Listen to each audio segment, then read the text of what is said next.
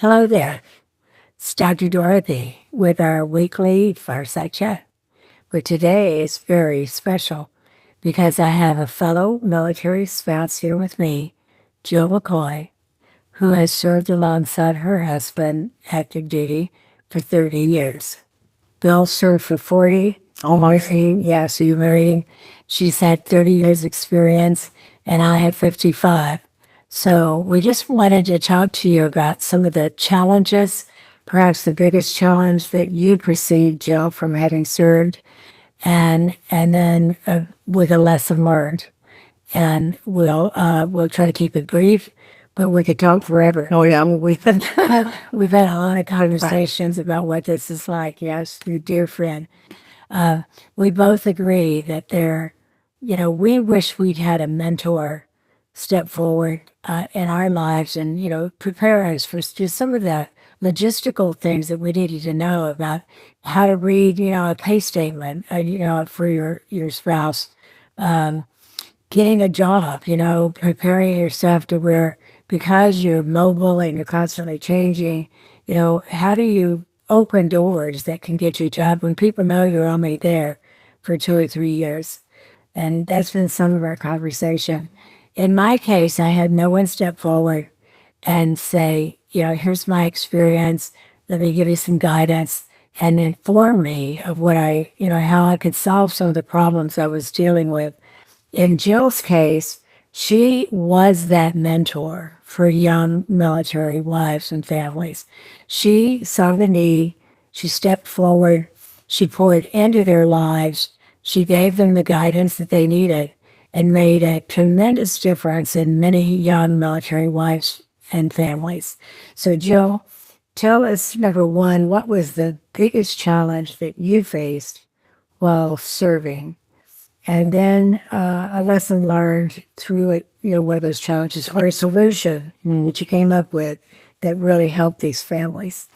well, we were talking about the GS 171 form, employment form that you have to fill out for certain positions that are posted throughout the Army. And we were overseas right after we got married. So I was learning all of that. That's the thing. I didn't know what I was stepping into as a military spouse. But I mean, we could go to the personnel office, and I think they're better today than they were when I was there, trying to help you fill out these forms.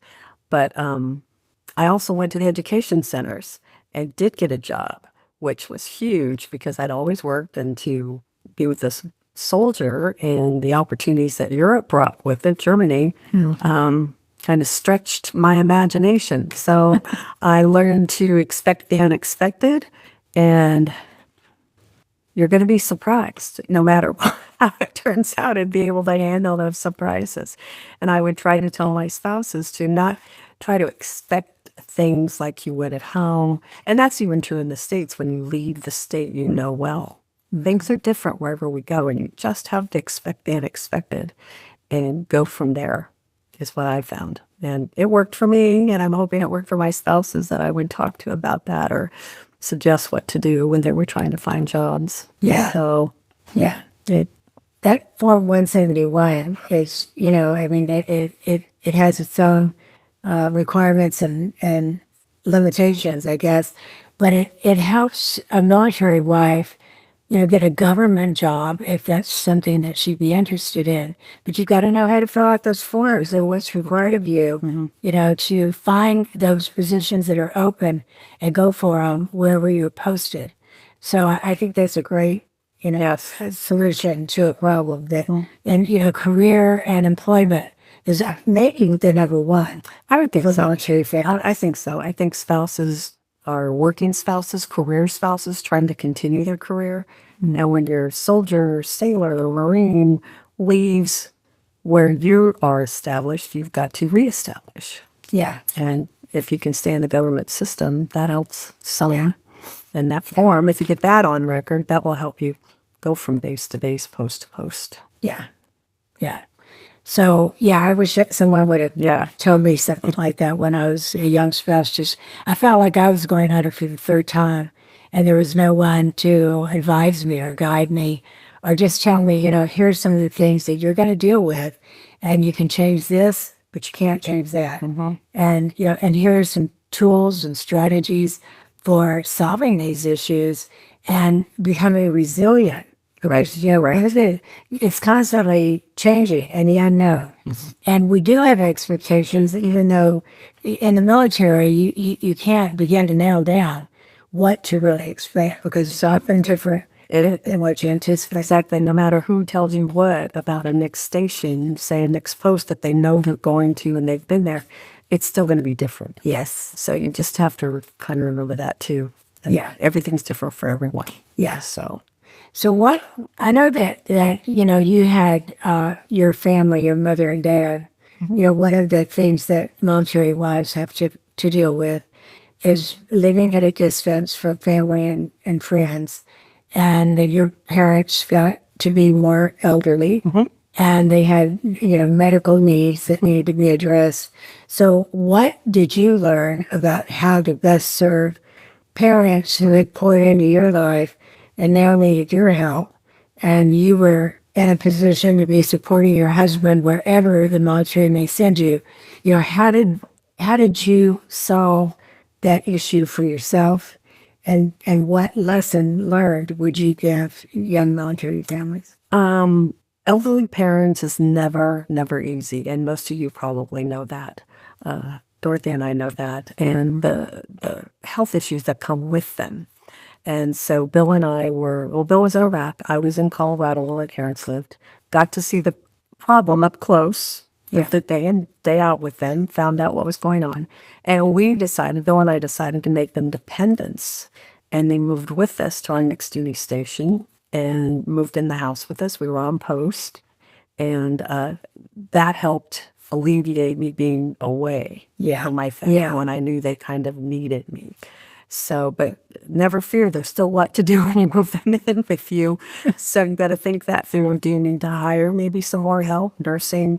Find out if we got them ID cards, which made them benefits to the hospital and the clinics, but then they needed special needs, so we had to go off post. Things that I wasn't expecting. Took my dad to dialysis 3 times a week that he needed. So there's another, even though you bring them home with you and it's much easier with them being close, it's still a hard job. And you always go ask for help. We used to talk to the hospital commander every now and then. Okay, this is what I'm doing. Any ideas, any suggestions? And, and take care of you as a caregiver. Because we're not any good to anybody if we're not well ourselves. So we should take care of you if and when you have to do that. Yeah. One of my favorite sayings is you cannot give what you do not have. True. So if you drain, that inner resource of your own resiliency, then you're not going to be able to help your parents or your family, your immediate family that's there with you. Absolutely. Yeah. So you're trying to balance all these balls in the air. Yes. And it's an extremely challenging thing. In my case, my parents would not leave Texas. They would not leave home. And so part of my major challenge as a military wife was trying to still meet their needs back in Texas. And most of the time that I was dealing with their, health issues, we were in the Washington, D.C. area. And I was also working on my doctorate degree. So I was trying to do research and write and go through classes and go back and forth to Houston to minister to them. Right. So, the solution that you guys came up with, even though it was still a big challenge, had to make it somewhat more palatable as far as feeling like you didn't have to worry about where are they now, what are the issues, you knew them firsthand. That worked for us. That was a solution for us. And like I told Dorothy earlier, it kind of, your community within the military notices that your parents have moved in. And it kind of showed everyone that family does come first. Yeah. And at that stage, as elderly parents. Yeah. Family first. Always say family first. And so I did that from a distance. But my solution, if you can get them to move where you are and go with you and become dependents, that's a great asset that most people never even consider. Yeah. So, you can make them dependents and some of the benefits that are available through the military can become available to you as a family while you're caring for those parents. So that's great. Yeah. That was a huge struggle. What would you say was your greatest gift in being a military spouse? What would that be? Personally, and then as a couple. We always loved meeting, well, we always had new neighbors, whether they were there a year to 90 days. It was, you never knew how long your neighbors were going to stay. So we always kind of relished those moments. We had a common bond, so we bonded quickly when most of you probably know this, when you move to a neighborhood. But you've got to work at those friendships when you all leave that one post. Friends always help and come in handy. And that would have been my gift, was all the people I met that touched my life. And I was hoping I had touched and helped their lives too, is what I was really hoping. Yeah. So, I was telling Jill, we met Bill first, before they married, and we were in Saudi Arabia together. And we were about halfway through Frank's career, and we had sort of lost each other along the way, which happens with military families because you're always moving and you're always transitioning. But we were about halfway through, and I remember saying to Frank, of all the people that we've met along the way in our military career, Bill McCoy and Jill are someone that I regret that we've lost contact with. And he was like, I've been thinking the same thing. and y'all would been abroad, we'd been abroad. But it comes back around. If the people that really matter to you, who made a difference in your life, Right. You can always, especially with today's technology, to support you, but you can find them again. And it just so happened that shortly after Frank and I had that conversation, he comes in from work one day and he had a magazine, military magazine. I thought I was military engineer. Yeah. And I was trying to think of a because Bill was military engineer. But he was on the cover of this magazine. And it was shortly after we had this conversation of all the people we've lost along the way, we would like to find them. And Frank comes in and lays down the magazine. You wanted to find Bill McCoy and Joe? Here he is. And he was on the cover of the magazine. So we reconnected. And here we are. And that are in touch. Are in touch. Yeah. And some of the treasures in our life would be meeting you guys. We had never met. Had I stayed in my warm, fuzzy cocoon back in Texas and never left home. So, there are many things that challenge you that you think are going to break you, and you're not, you were telling me about a spouse that, was literally in tears and saying, I can't do this, or the expectations were set before her, and yet you do. And to me, the greatest gift was learning to value the challenge of opportunities that come up, being open to opportunities, getting over your fear of accepting those opportunities, Right. and then living into that experience. And now, I can share with you lessons learned along the way that have great value, that can also increase your resiliency, your awareness level of what you're dealing with, to inspire you to realize that there's so much out there. Yes. Yeah. So get over fear is false evidence appearing real. Oh, that's an acronym. It is. It's a good one. Fear is false evidence appearing real. Don't let fear stop you. Don't let anything stop you. Life is very, very short. Would you agree? Agree. It's hard to believe that all these years have gone by since we met. And here we are in Arizona, and they came out for a visit, and I said, would you do a video with me? And we talk about, some of the gifts and some of the challenges of military service as a family. And she said, yes, she'd be glad to do that. One thing I want to say is always have a sense of humor, and don't forget you have a sense of humor. That comes in and it does. It does. Yeah. And don't take yourself too seriously. Yeah. Right. And look for the joy of the new experience, of the new people who come into your life. Some will come and you don't even remember their name. Some you'll never forget. Right. And they made an indelible impression on your life, you know. Yep. They will pour into you in ways that I think, you know, if you just were in one place and you sort of took life every day, you know, this is just the way it is, perhaps you're not going to recognize those gifts that are brought to you. But military families become more aware of that because you constantly are dealing with change. You're dealing with uncertainty. I dealt a lot with, I don't like to use the word homesickness because I think it went deeper than that, but I felt disconnected often. And you have to learn to reconnect and make that effort to reconnect. So what would be your last lesson, Jill? I told you the sense of humor.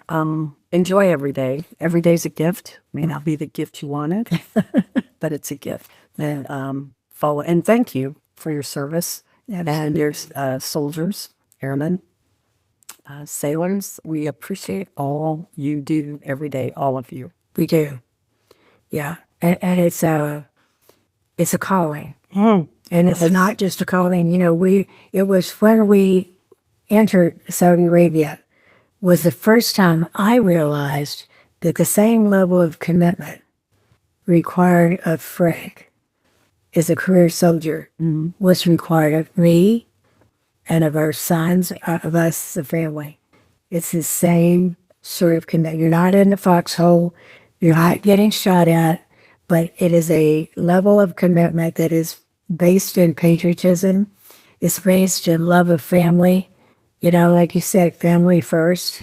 And that includes not only your immediate family, but often extended family when parents have needs and you are in service to this nation.